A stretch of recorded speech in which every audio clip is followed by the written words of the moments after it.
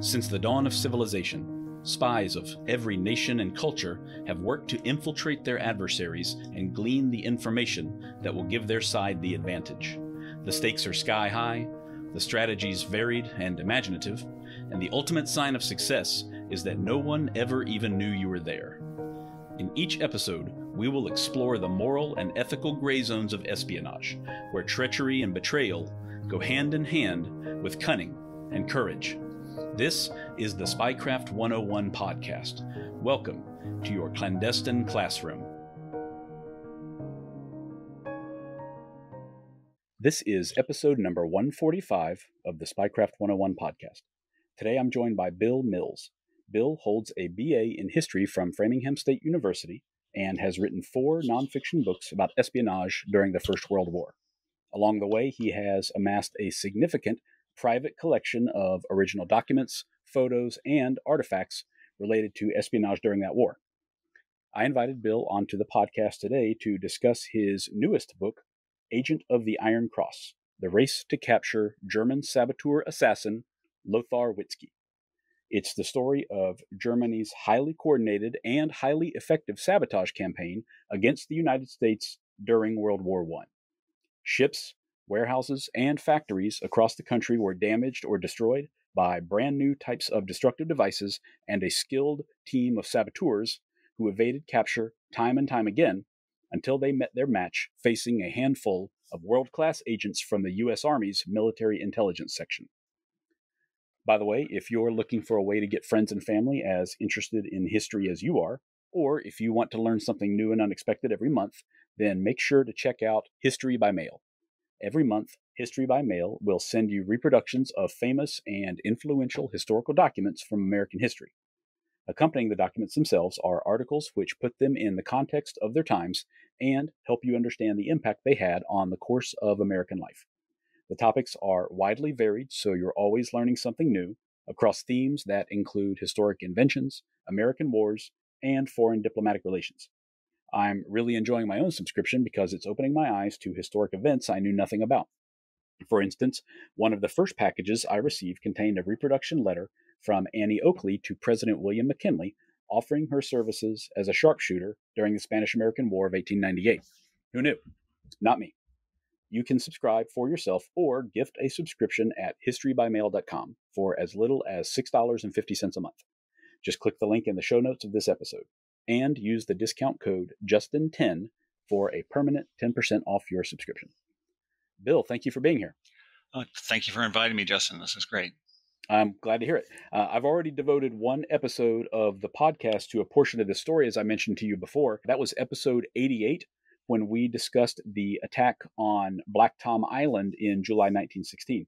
But your book covers the entire scope of that period, and it introduced some real-life characters to the story that I was not aware of and that were not a part of that episode at all. So I'm very excited to share even more stories from that period with the listeners.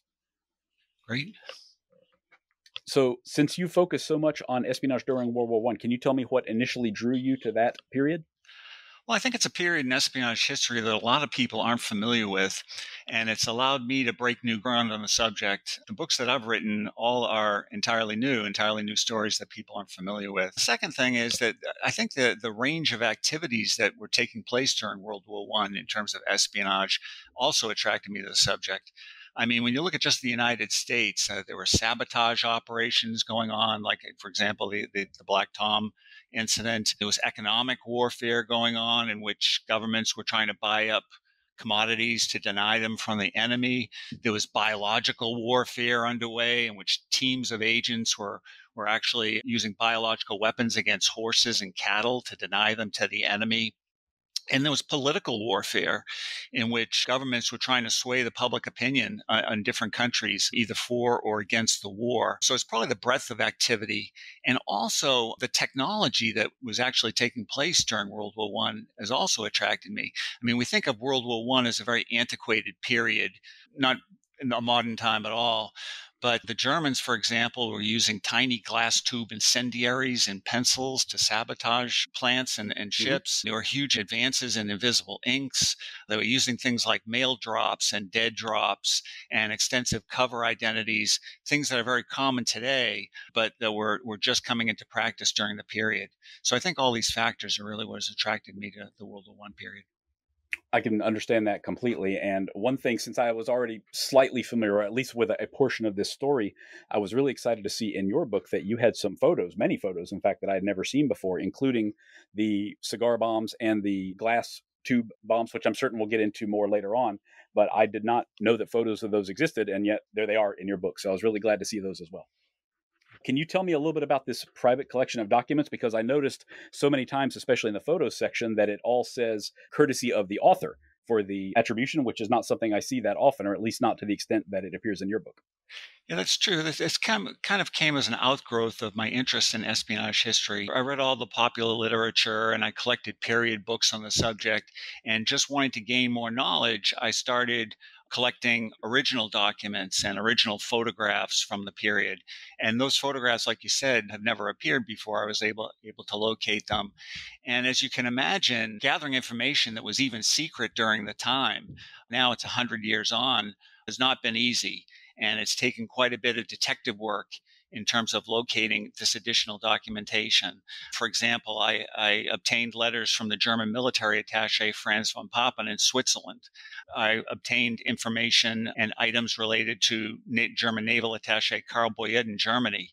I was able to locate letters written by the British naval attaché Guy Gaunt in London. And it's taken quite a bit of detective work. For example, I found out that an embassy official, the letters of an embassy official in the British embassy during World War I had come up for sale in Britain. And I was able to contact this person who had bought them and say, oh, by the way, do you have any letters that were written by Guy Gaunt?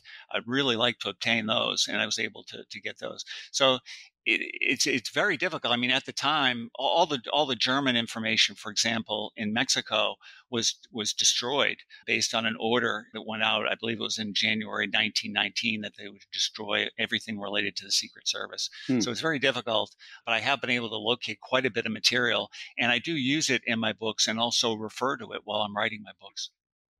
That's terrific. And from my perspective, anyway, as the reader, it really pays off because just a tremendous depth and level of detail to the story, which I had not expected. I think the first place that I came across this story was a book. I want to say it was called The Secret Army.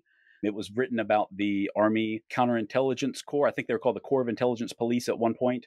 And it mentions Witzke and Yankee that we're going to talk about in a minute. It mentions them just over like a period of maybe 3 pages of the book. And I honestly thought that their story had been kind of exaggerated a little bit. It was just a little bit too dramatic, the way that it all plays out in the final act. And I read your book and I'm like, no, not only was all of that accurate, but there was so much more to the story that was not covered there either. So just very exciting stuff. And your work has really paid off, in my opinion. Oh, thank you. So let's talk about these guys, Witzke and Yankee. Can you talk about, I guess the book kind of opens with Witzke. So what was he up to at the onset of hostilities? Well, Lothar Witzke was a 19-year-old naval cadet, and the outbreak of the war, he was assigned to active duty on board the German cruiser Dresden. They had a pretty far-ranging cruise across the Pacific, and then the Dresden took part in the Battle of the Falkland Islands, and after which was kind of disastrous for the East Asia Battle Squadron. After that battle, they managed to hide from the British naval squadron in the channels and fjords of Chile, but after a while, the Dresden was sunk offshore in an island called the Amassed During that engagement, Witzke received a serious leg wound, and he was interned at a hospital in Valparaiso. So that's what he was pretty doing at the beginning of the war. Hmm. Okay, so he's wounded and he's down there, and the ship is destroyed. So what happens to the remainder of the crew? Are they all like interned, or are they having to like escape out of that situation? Or I mean, are the British actively hunting for them? Anything like that? Well, they were all captured by the British and interned. Witzke, again, had a serious leg wound. His kneecap was fractured and he had limited mobility. And he was interned at a hospital in Valparaiso. And probably playing on his leg injury and inability to walk around, his lack of mobility, he just walked away from the hospital when their guard went down. And he was able to sign on as a seaman aboard a British liner called the Calusa, posing as a Dane. He looked very Danish. And he left on board that ship as a seaman and landed in San Francisco and tried to make his way back to Germany from there. Okay, I see. I guess he had to go through the German consulate. Was there one on the West Coast at that time? There were several consulates in the United States. One was in San Francisco, and he went to the embassy seeking assistance to get back to Germany. But by this time, the British naval blockade was in effect, and that denied most German reservists and servicemen the ability to get back to Germany. So the consul at the German embassy in San Francisco offered him the chance to work as a kind of a secret diplomatic courier, carrying messages to other consulates and the German embassy in the United States. Okay, and this was, did he see something in Witzke, or did he just have no one else that he could turn to at that time, you think? I think he saw something in Witzke. Here's an injured veteran, very patriotic, and saw him as somebody he could, employ, give him an opportunity to work. Okay. Was this courier work, was it dangerous and exciting, or was he just like a kind of a delivery man, so to speak? Well, he was kind of a delivery man. And as we'll see, he became kind of bored with it. He wanted to be more than just a letter carrier.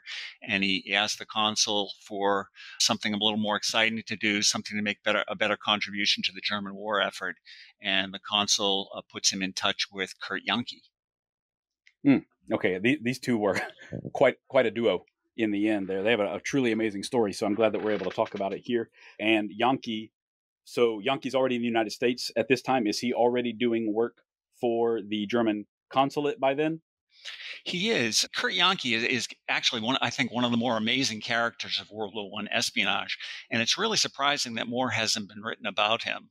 He came to the United States from the province of Posen in Germany as a teenager in the 90s. At very old age, at the age, I think it was 26 or 27, he enlisted in the U.S. Marines in 1909 and remained in the Marines for about a year.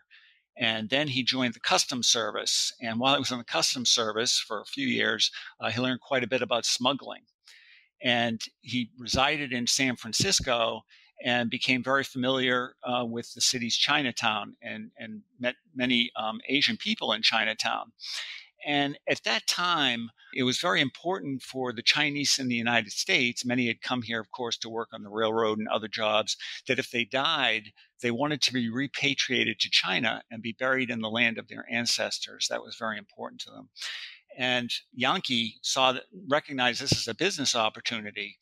And he manufactured these. He came up with the idea of manufacturing the U.S. government, by the way, wouldn't allow, for sanitary reasons, the Chinese bodies to be shipped back to China. So Janke came up with the idea of making these zinc boxes that could be soldered shut and store a casket inside. And he could ship these back to Shanghai and Hong Kong. And for each corpse that he's kind of smuggled back to China, according to the Nazi spy chief Schellenberg, who he worked for in the 1940s, Janke made $1,000. And soon after sending enough of dead Chinese bodies back to China, he became a very wealthy man. Wow. I have to wonder, I would have to look at an inflation calculator, but $1,000 per job in that period of time had to be incredible. That had to be multiple months of salary for most people, I would imagine. Right. Yeah, he must be very wealthy. Yeah. Wow. Was this straight smuggling? Was it still illegal, or was the zinc box some sort of legal loophole to allow shipping of remains?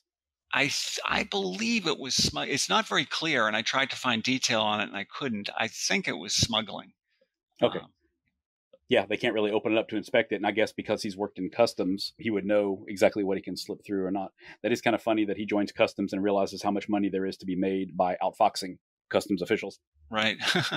Probably not the only person to do that, but he's a smart guy, clearly, and capable. Yep.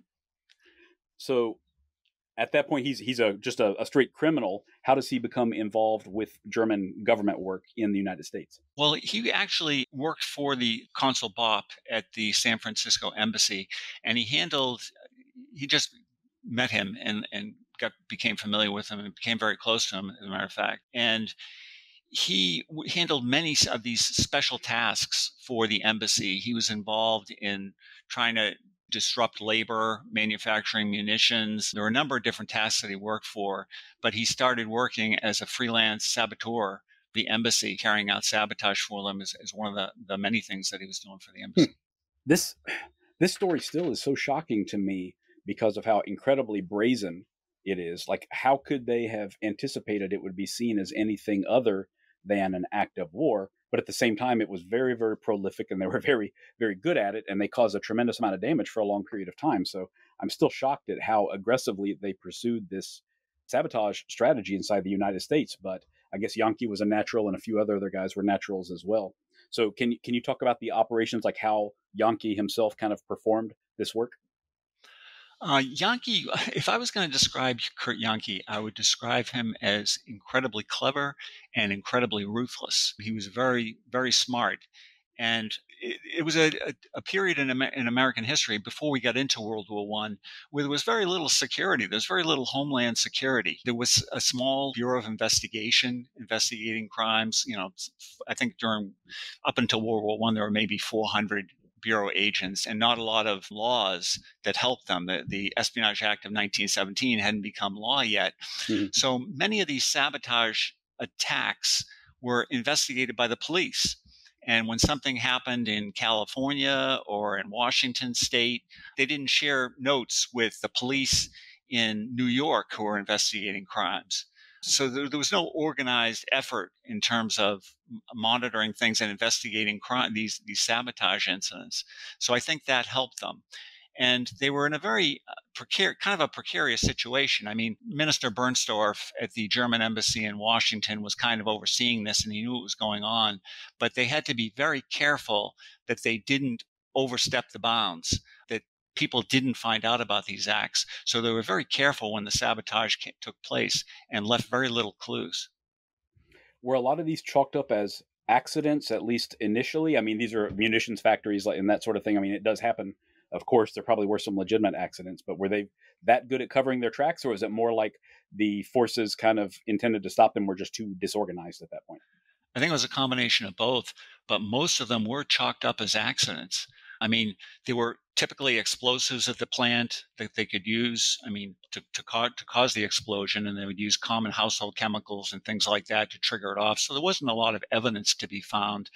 And even if you take a look at the biggest of the incidents, the blowing up of the munitions transfer station at Black Tom Island, initially and for years, people thought that was just an accident that took place at the island. Mm-hmm. And the head of the Lehigh Valley Railroad was arrested. A number of the people who owned the storage companies were arrested. The person who owned the barge that blew up was arrested. They thought it was an accident. And it took years, it took decades for them to prove that German agents had actually done it. Yeah, it was only the post-war compensation kind of stuff. Was it like maybe 1937 or something like that? Is that about right? I'm trying to remember back that far. That's correct. It was the Mixed Claims Commission, the judges that were set up between the United States and Germany, and it wasn't until 1938 that it was proven that German agents had done the over deed. 20 years. That's amazing for what was basically like the largest explosion in this hemisphere up to that point, if I recall correctly. Yeah, it was an earthquake level blast that was felt 158 miles away. My gosh. And at Black Tom Island, I mean, in many cases, like in the Kingsland plant, they were manufacturing artillery ammunition for the Russians when that blew up. But in the case of Black Tom, that 2.3 million pounds of explosives, it was mostly explosives. There wasn't that much artillery ammunition. It was picric acid and TNT and black powder and smokeless powder, just one big, huge amount of explosives in one area. My gosh. Yeah, it's hard to imagine.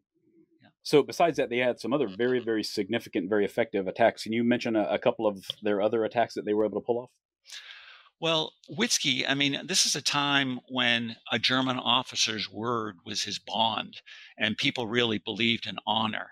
And Witzke claimed in front of a number of agents, who would be talking to Yankee and other people, that he had participated in a number of incidents. He claimed to have destroyed the boilers of the SS Minnesota in 1915, that he had participated with Yankee in the Black Tom munitions depot explosion in 1916, and he claimed to have set off the Mare Island explosion in 1917. And three of the biggest incidents. My gosh. Yeah, you did a great job of laying all of these out, and the plot against the SS Minnesota was just incredibly clever to me because it made it so debatable as to whether sabotage had even occurred, and the way that they covered their tracks so well, and they had I think like a female role player involved to further muddy the waters about who might have been involved. It's really just some incredible stuff there. Yeah, it is. It's just amazing. So, did they, other than his own statements, was there anything about these attacks that were pointing to these two individuals or pointing toward a German plot at all, in like concurrently, like at that time frame, or was it only years later that they were piecing it all together? I think it was years later that they were putting it all together. Oh my God. Not only did Witzke claim that he had taken part in these during the war to other German agents, but after he eventually gets captured, he also gave details to his guards at the place where he was being jailed. Okay, I see. And between the two of them, was this sort of like a master and student kind of relationship, or were they peers essentially by this point? Early on, it was really Yankee really did mentor Witzke, I think, in the art of sabotage, and they were very clever in the way that they did it. I mean, Yankee became a United States citizen because he knew this would help to deflect suspicion at him. He encouraged Witzke to become a United States citizen also, and Witzke took out first papers towards becoming a naturalized citizen. They worked under aliases. Yankee's alias was Court Borden, and he would sign on, for example, with the Morse Patrol, where he's paid 25 cents an hour as a guard, as both Court Borden and as Kurt Yankee. And he even used his alias at his house where he lived in the city directory. Both Court Borden and Kurt Yankee are listed as living at the same location. That was an oddity for sure. Yeah, I mean, so you could tell people if he was Court Borden, oh, I live here. If he was Kurt Yankee, oh, I live here. But when they were planning sabotage, they didn't say, okay, we're going to go blow up this plant on Tuesday night. They were very meticulous in terms of planning it out in detail in advance and planning their alibis in advance before they did something. In the case of Black Tom, for example, Yankee or someone who was claiming to be Yankee was working for the Morse Patrol during that period when Black Tom blew up. It wasn't Yankee, it was someone pretending to be Yankee. And Witzke, 5 days before the plant it blew up, I can't remember now if he either registered for the draft or he registered to become or started working towards becoming an American citizen. But 5 days before Black Tom blew up in California, he had done this to deflect attention to him. But in addition to planting alibis, they also planted red herrings after the sabotage took place. They left clues to send people in the wrong direction. And like in the case of the Minnesota, as you say, they had a woman who was known to have frequented the German consulate contact the company that owned the cargo on the boat and tell them that this person named William Martin, who was a water tender on board the boat, had told his wife that he was not going to be coming back and that they were going to be destroying the boat. And the company that owned the cargo notified the shipping company and notified the Bureau of Investigation about this. And after the boat landed, after the Witzke had sabotaged the boilers on board this cargo liner, which was the largest cargo liner in the world, transport ship, it turned out that the British embassy there said, or consulate there said, there was no British Secret Service agent on the West Coast.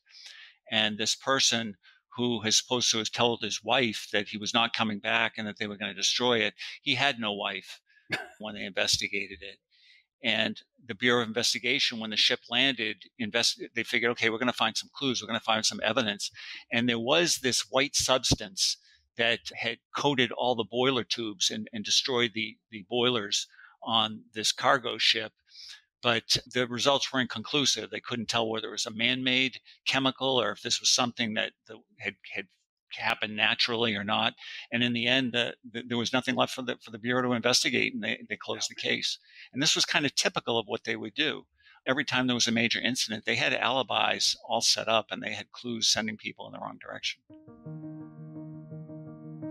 Before we go on, I want to tell you all about a new podcast from Tenderfoot TV called To Die For. Imagine you were a fly on the wall at a dinner between the Mafia, the CIA, and the KGB. That's where this unprecedented podcast begins. Brought to you by the makers of the hit podcast To Live and Die in LA, To Die For marks the first time a Russian-trained honey trap has told her story from beginning to end. Taught to seduce men for their secrets and sometimes their lives, Alia Rosa was trained to believe that her body no longer belonged to her. It belonged to the state. She was meticulously trained to be the perfect weapon, able to seduce her targets into compromising situations that have ended careers and sometimes lives. From Tenderfoot TV, the studio that brought you Up and Vanished, and To Live and Die in LA. Make sure you check out To Die For, available beginning on March 26th, wherever you get your podcasts. Incredible stuff. Really is incredible. So you mentioned Mare Island, and if I recall correctly, I think like there were 6 people at Mare Island who were killed by that blast, or was it more than 6 perhaps? No, it was 6 people were killed. There were 4 of them from a single family, and 31 people were injured as a result of the attack. Okay. And if I recall correctly, with Black Tom, there was 5 killed. So these guys were directly responsible for 11 deaths. Pretty much all of it just innocents, just caught up in a blast wave or something like that. Is it possible they were responsible for more deaths as well, along with the tremendous like economic impact and impact to the war effort in Europe? It may be. I mean, they were involved in, I'm sure, many, many incidents that people never learned about. Mm-hmm. So it is possible. They certainly, as shown in the book, as shown in their own statements, they were not in the least bit concerned with taking human life if they needed to, or if they thought they needed to. So at some point after all of this, I know Yankee had to move down to Mexico City for quite some time. So what was it that spurred him to do that? Well, when the United States got in the war, the consulates and the German consulates and the German embassy in the United States were closed. And this was the way that they were communicating with their spy masters in Europe and also being funded for their activities. So they needed to create a new way of both reaching to the intelligence authorities in Europe and getting funded. So they went to Mexico City, and Minister Eckhart there was in ready contact with Europe and received the funds and everything to fund their operations. So when they left the country as a result of the United States getting in the war, it wasn't so much that they were afraid of getting caught. It was that they needed to keep the channels of communication open with Europe. And even after we got in the war, they would freely go back and forth over the U.S. border to conduct operations and then return to their haven in Mexico City. I see. Were they performing any operations inside of Mexico, or was it like a staging area more for going back north to the United States for more sabotage? Well, the Germans and the Mexican government were very close during World War I. I think there were 50 German officers serving as officers in the Mexican army. Oh, wow. They were also providing them with money and, when possible, with some weapons. And so they had very close relations with Germany. And the Mexicans would support, to an extent, German operations and German covert operations into the United States. But it was really a balancing act. 2 years before 1918, of course, there was the Pancho Villa raid against Columbus, New Mexico. Pancho Villa and 400 or 500 of his men crossed 3 miles over the border and attacked Columbus, New Mexico. And as a result of that, in 1916, the United States sent a punitive expedition into Mexico of 6,600 men that eventually grew to 10,000. And we also moved the entire National Guard to the Mexican border, and possibly to even have a bigger invasion of Mexico. So the Mexican government was kind of, again, on a tightrope. They wanted to remain friendly and have good relations with the Germans, but they didn't want the Germans doing something so big, so major, that it would cause the United States to go back into Mexico.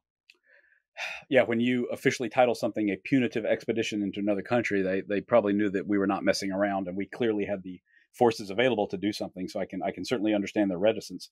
So why did they have such a positive relationship with Germany that they would take these risks? I mean, was there some benefit, or was it just like a long-standing close political relationship?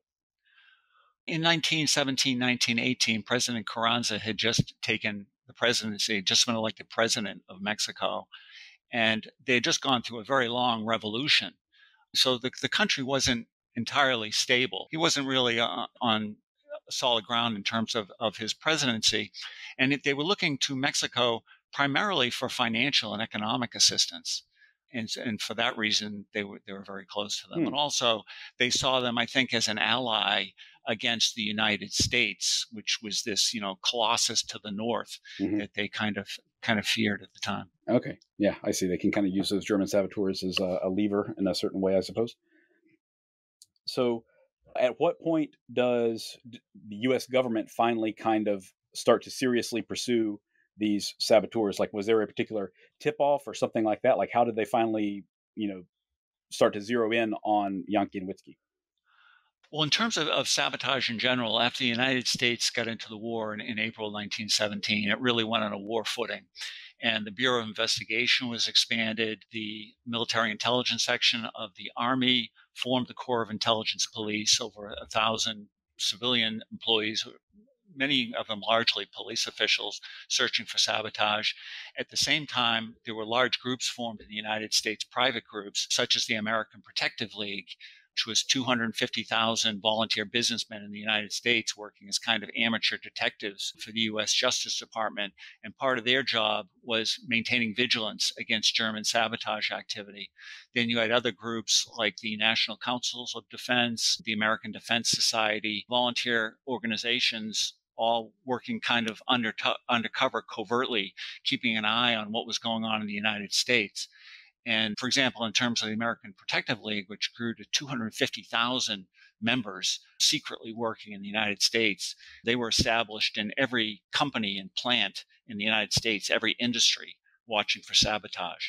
So when this occurred, espionage and sabotage within the United States dropped off dramatically. And when you look at some of the agents that came in late, like in the 1917 period, such as Madame de Victorica, they were kind of hiding out. They were trying to figure a way almost to get back to Germany because they just didn't have the ability to conduct sabotage. Oh, wow. So everything changed very quickly.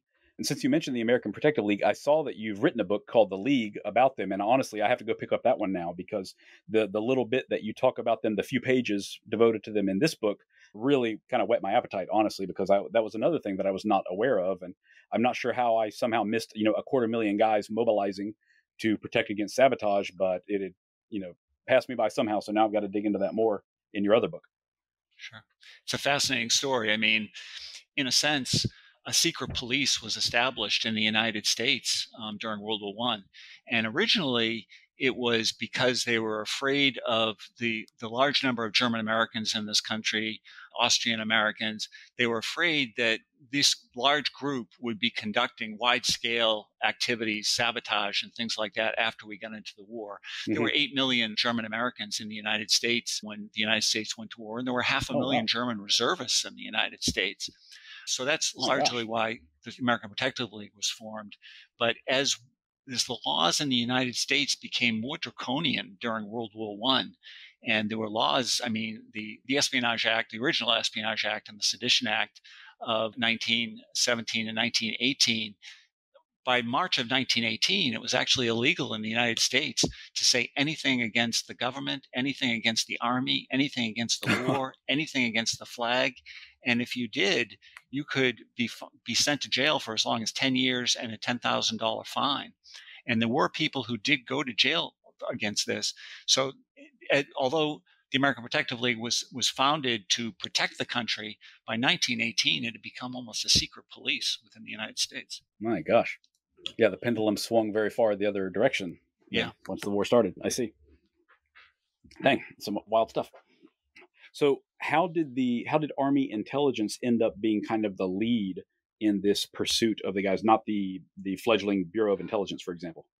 It's kind of interesting that most people don't know this, but in addition to what today is the FBI, was the Bureau of Investigation in 1918. But U.S. Army military intelligence was operating in the United States and doing domestic intelligence in the United States during World War I. And because Mexico, with what had occurred with Pancho Villa's attack, for example, against Columbus and other things, it was seen as a major area of security that they had to monitor. And so operations were run into Mexico, and a person who worked for military intelligence named Byron Butcher was in charge of running a lot of the covert operations that occurred into Mexico. and the military intelligence in the end will penetrate the German espionage establishment in Mexico, and that will be eventually the undoing of Witzke and the mission that Yankee sends him on in 1918. Yeah, Butcher is just an incredibly impressive character. I mean, he was really, really the right man in the right place at the right time, it seems. But was he like an Army officer or an Army NCO, or was he just like someone that they recruited for this type of work, like clandestine kind of work? No, he is somebody who they recruited. He was recruited into Army military intelligence in 1916 as a civilian employee. His title was Special Agent with Military Intelligence. He had been a journalist starting in 1912 in Mexico. And throughout the period of the Mexican Revolution, he had written stories for a newspaper in Arizona on the Mexican Revolution. And he became very close with a general named Alvaro Obregon, who would become one of the most significant figures in the revolution and also would be elected twice as president of Mexico. And so the military intelligence in the Southwest Bureau of the military intelligence spotted him as someone who is very capable, somebody who had lived in Mexico, was familiar with Mexico, spoke Spanish fluently, and at the same time knew a number of the political leaders in Mexico, and saw him to be a real asset. And that's why he was hired into military intelligence. Okay, and during this time, he continued writing articles as a journalist, right? Was that just a part of his cover, or was that a part of the operation as well? That was kind of part of the ways that they were fighting the German espionage. They would find things out about what the Germans were up to, and then he would write articles, and these articles received international distribution.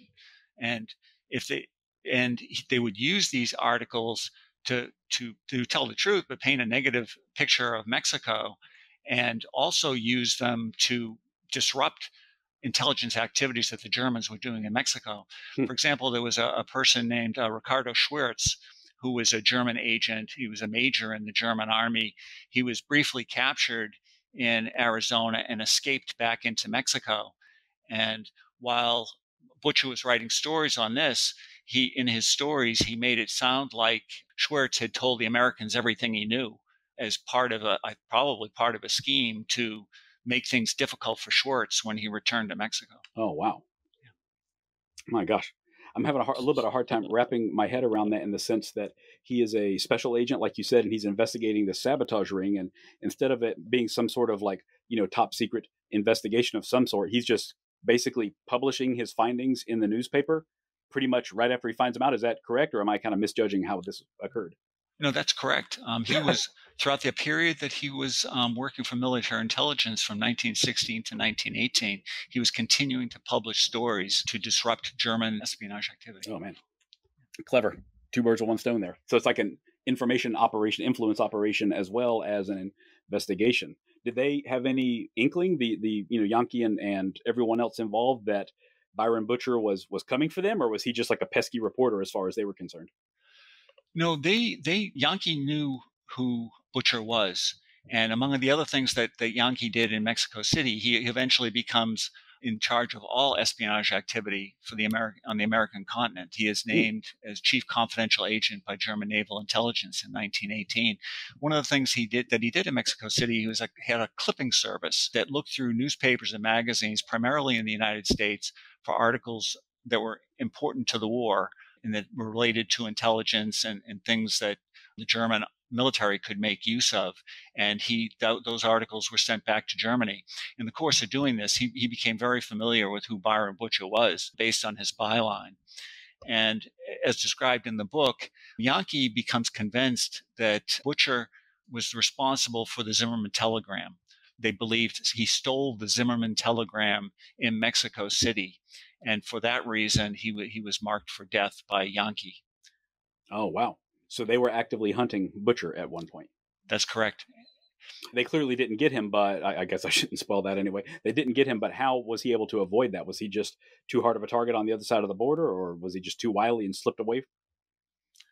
Well, in terms of this operation, by January of 1918, as a side note, Germany had been at war for 3.5 years.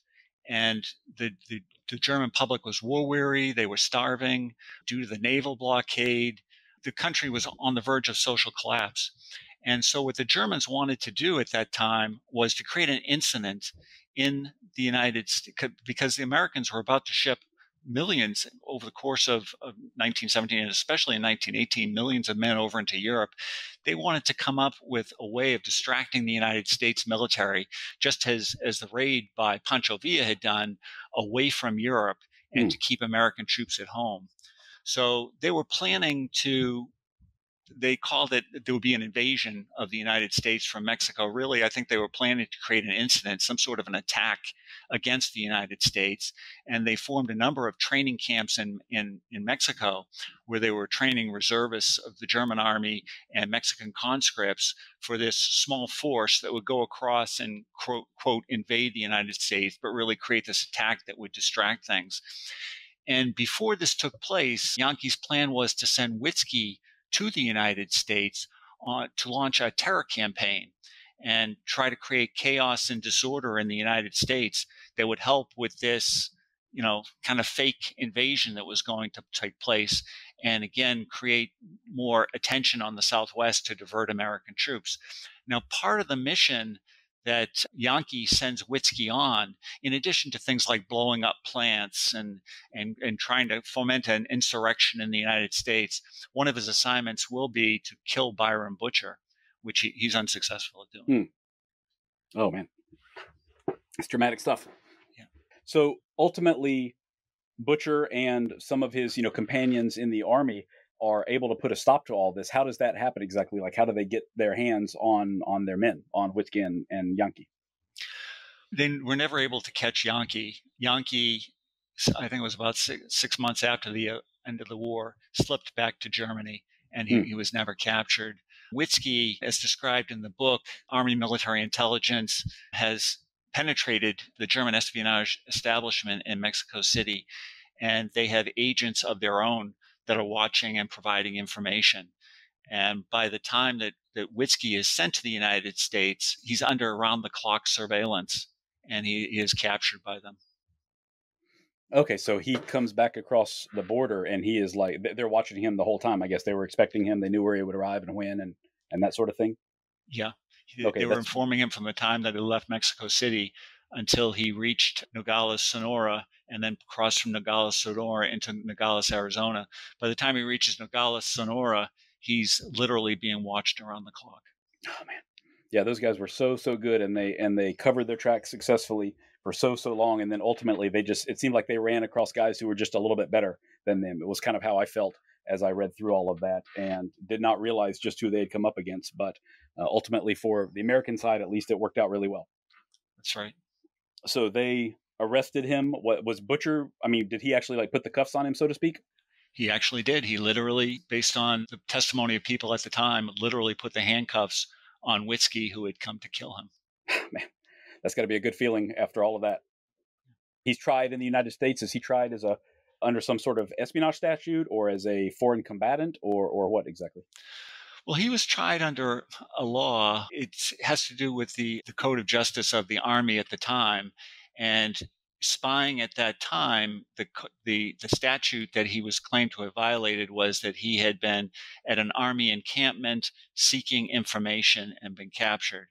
Now, in actuality, he hadn't been doing that. He was in Nogales, Arizona, going to put money in a bank account, and the nearest American encampment was a mile away. But that was what he was tried under. And he was obviously a dangerous agent, and definitely a spy in America on a mission of death and destruction. But what he was charged with doing, he actually hadn't been doing. They kind of used the law to convict him. And I think that's part of what played into the fact that his sentence was commuted in 1920 by President Wilson. I think that was one of the factors that played into it. At the end of his court-martial trial, he's sentenced to death. He was sentenced to be hung. And there was a review of his trial record, and eventually the sentence is commuted. He was very fortunate. I mean, I think it had to do with the sequence and the time that passed between the time when he was captured, the time that he was tried, the war ended, and it was, I think, almost several years after the war, that his sentence hadn't been carried out and was commuted. And I think that played into the fact that he was able to stay alive. And eventually he will be pardoned by Coolidge and sent back to Germany. I mean, if you contrast that with, for example, the 8 German saboteurs in 1942 who were captured, who had landed by submarine and were captured by the FBI, 6 of those 8 were sent to the electric chair in 1942. Yeah. And yet I recall Witzke that. was basically set free.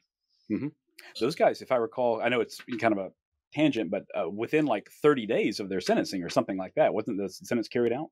It was true. fast. I think they were captured in June, and I think they were executed in August of 1942. My gosh.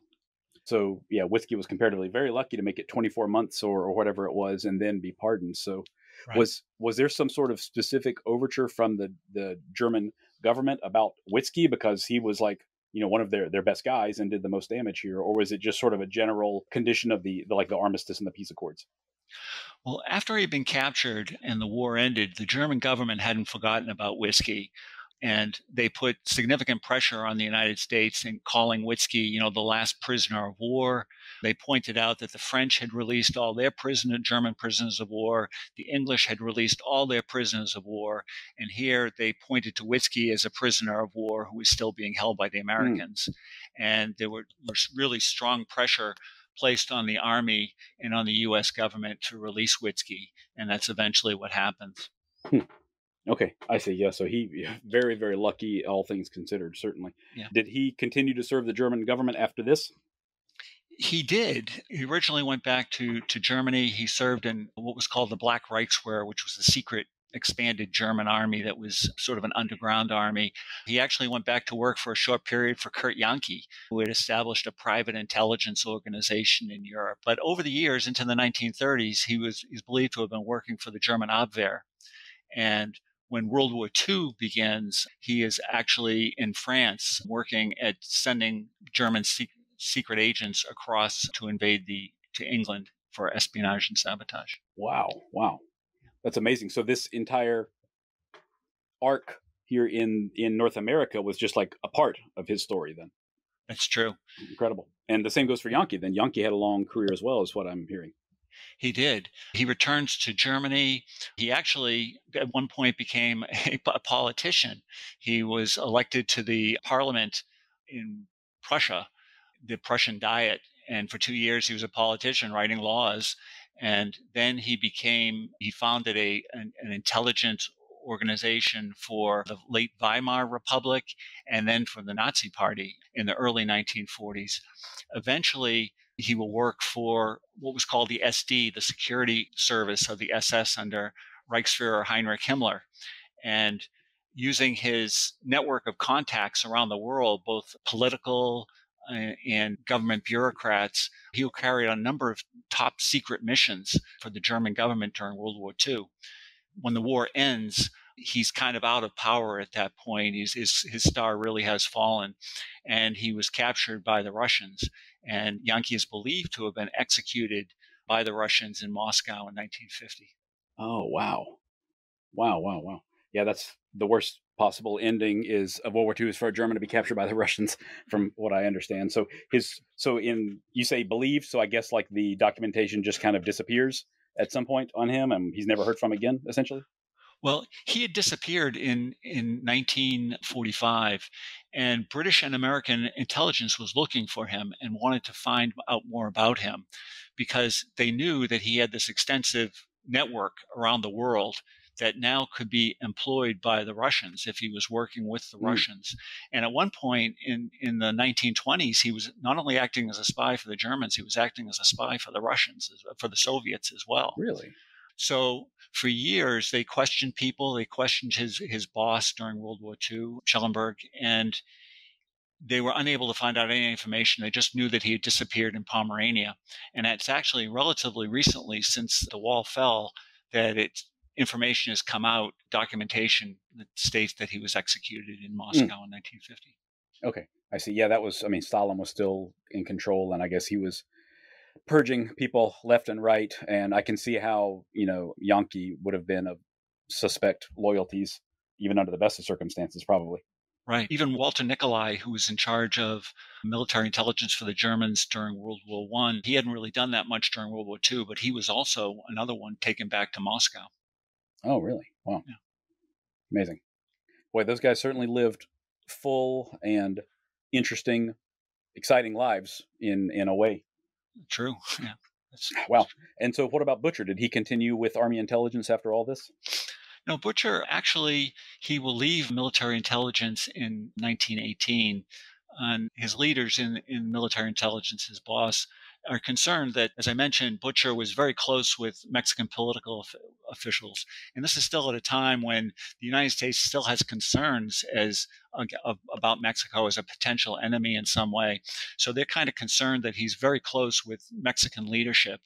So they will transfer him away from the Mexican border where he wants to live and stay in contact with his friends in Mexico. And for this reason, he leaves military intelligence in 1918 and he becomes a businessman. And over the years, due to the Depression and things like that, he'll fall on hard times, I think, by the late 1940s. But during the war, he worked for a shipyard in Texas.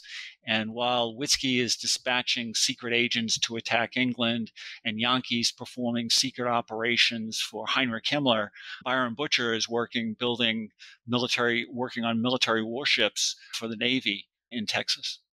Oh, wow. Yeah, so he still had something to contribute to the effort, like a generation later, practically. Right. Man. Wow, what a story. These guys, I mean, they really are some special individuals, and I think that you've told their story in greater depth than just about anybody has at this point. Oh, thank you. Yeah, Bill, I really enjoyed the book, and I appreciate you talking to me about it today. And for the listeners out there, if you want to pick it up, the book by Bill Mills is Agent of the Iron Cross: The Race to Capture German Saboteur Assassin Lothar Witzke. It's out and it's available right now, and there is a lot more of the book that we have not covered during this interview. We haven't gotten at all into some of the code breaking that occurred back then, and Bill tells that part of the story in a way that I've never seen before, because he actually breaks down the code with a lot of illustrations throughout the book so that you can sort of follow along and understand exactly how it was diagrammed and mapped out and then broken down piece by piece, which was very, very, very educational for me. And we also haven't talked about my favorite character from the book entirely, out of a book full of incredible characters, who, Bill, correct me if I'm wrong, he just went by the digraph like A1, right? Like Source A1 was how he was mostly known. That was his code name given to him by military intelligence, yeah. A1. Yeah, well, that's a great one for him because he was an A1 source for certain. So Bill wrote extensively about him, and we haven't had time to talk about him today, but you are in for quite a treat once you pick up the book. I can promise you that. So, Bill, thank you so much for your time. I really appreciate it. And like I said, I'm looking forward to reading The League as well. Thank you, Justin. It's been great taking part in the conversation. Great. So are you working on another book right now? Have you got number 5 in the queue at the moment? Well, at the moment, I'm actually researching several ideas. It's actually the hardest part is coming up with the topic and locating enough information to tell it in detail. I find that actually more difficult than writing the book. So at the moment, I'm researching several ideas about espionage during World War I or World War II. Oh, wow. Fantastic. Yeah, you've set kind of a high benchmark, honestly, as far as I've seen. So I can understand why you would want to be able to tell the story the best way that you possibly can before you really commit to it. That's very understandable. Well, thanks again, Bill, and I look forward to whatever you write after this. And like I said, I'll be picking up The League very soon. Thank you for your time. Thank you, Justin. Take care. You too. Thank you. Bye. If you're interested in more of Spycraft 101, look for my page on Instagram at Spycraft 101. You can also find more great articles on my website, spycraft101.com. Thank you all for listening, and I hope you'll stick around because there is lots more to come. Disclaimer. This podcast is for entertainment purposes only. The stories and statements expressed herein are experiences and opinions. They may not reflect the views of the host or the production studio. It's okay if you disagree with our content. No piece of media is right for everyone. If you love Spycraft 101, please check us out online, on Instagram, on YouTube, and especially on Patreon. Thank you for listening.